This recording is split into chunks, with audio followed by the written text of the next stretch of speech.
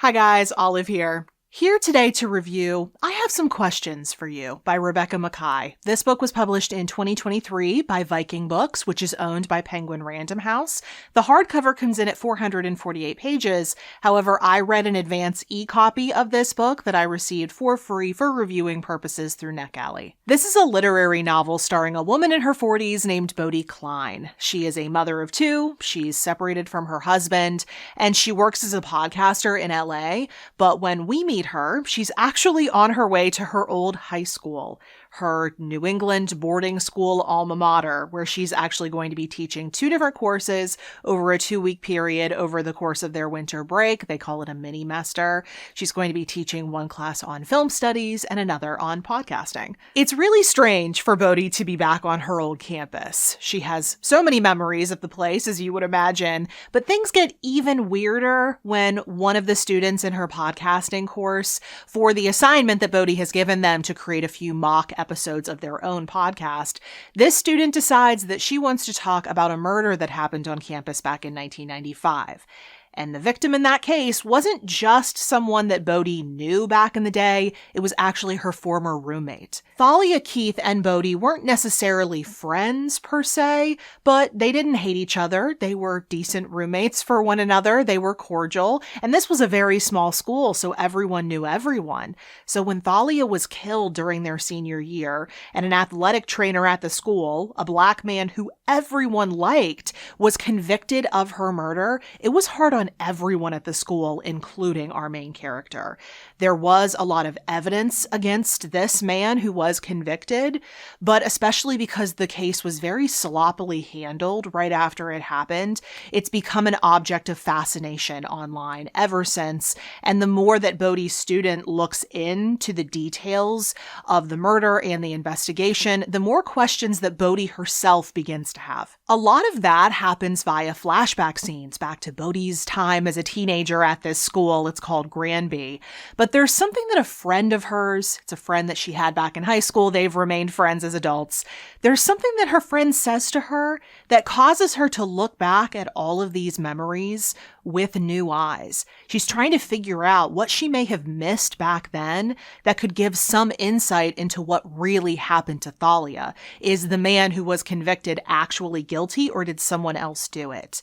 And actually, that was my favorite part of this novel, because you feel how lost Bodhi is in her past during this window of time. And I can personally attest, after having been back on my old college campus for the first time in a very long time, it really does feel like you are there all over again. It feels like you're going to turn a corner and bump into the ghost of your former self. It's not all that surprising that that element of this novel was so strong, because this author, Rebecca Makkai, actually lives on campus at the boarding school that she once attended because her husband just so happens to work there. It's very clear as you read this book that Granby, this boarding school that she created for this novel, is much different than where she lives. I don't think much of anything in this novel is meant to be autobiographical or even semi-autobiographical, but you can tell that she did pull those feelings of being back at a place where you spent your formative years from her own personal experience, and it makes that element feel so real. But one thing that I didn't like quite as much about this character seemingly getting lost in her own past is how much she seems to forget her life back at home. It seems like she forgets that she has kids. And I understand that it's just 2 weeks. I understand that she is all wrapped up in this case, and she's also very focused on this guy that she's having a situationship with, which is an element of this novel that frankly did not need to be there.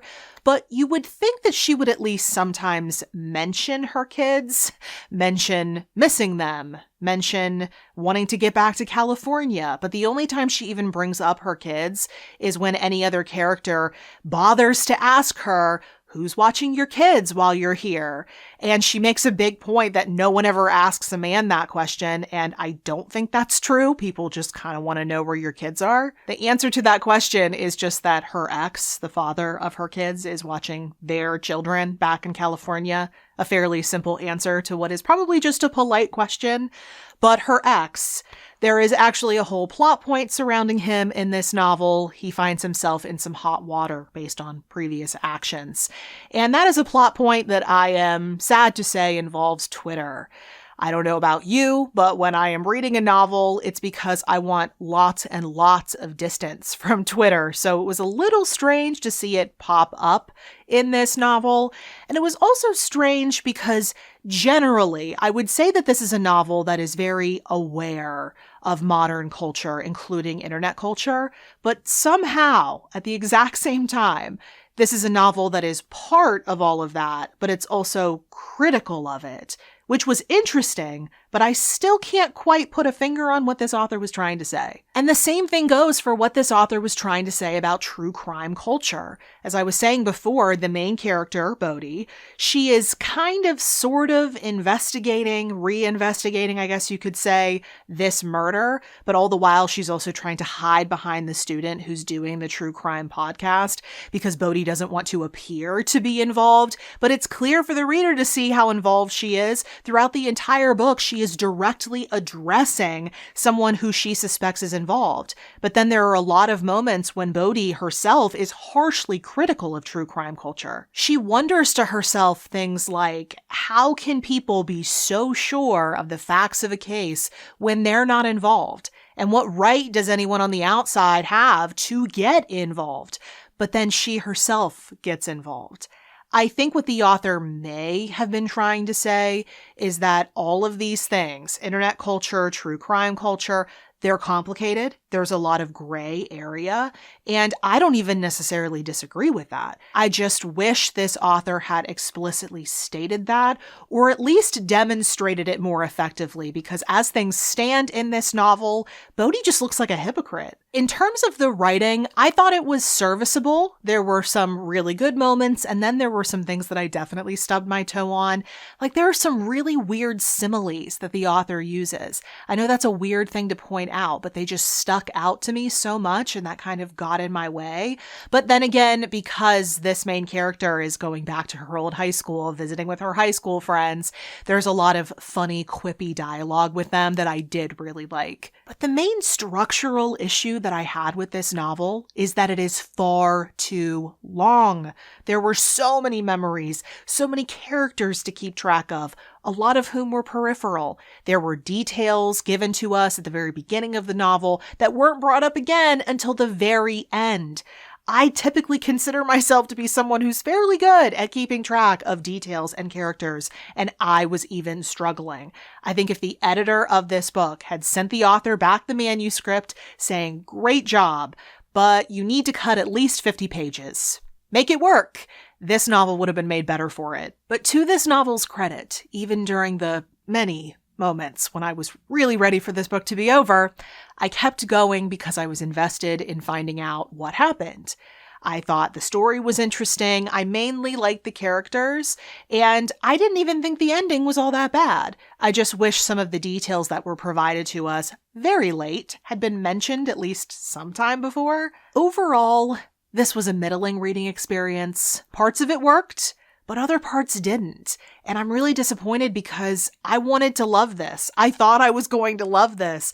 This has gotten so much hype, so much good buzz ahead of publication, and it's a campus novel. Those are so hot, so I know a lot of people are going to pick this up. And I'm just not convinced that it's deserving of all of that. It's not horrible, but for the time investment that a nearly 450-page novel requires, it's a letdown. But those were my thoughts on I Have Some Questions for You. If you have any of your own thoughts or opinions, I would love it if you would put those in the comment section below. In the description box below, I'm going to link everywhere you can find this book if you're interested in getting your hands on your own copy, if you want to see what you think of it. And also in that description box, I'm going to include something that I like to call the further reading section, where I will list some book titles that you might find intriguing and possibly even more enjoyable than this one. If you're on a mobile device, just tap the title of this video and that box will expand for you. At the bottom of that exact same description box, you will also see links to everywhere you can find me around the internets, like Goodreads and Instagram, the two places where I'm the most active, in case you would like to keep up with what I am reading and writing about right now. Thank you so much for watching. I hope you're having a wonderful day, and I will see you in the next video. Bye.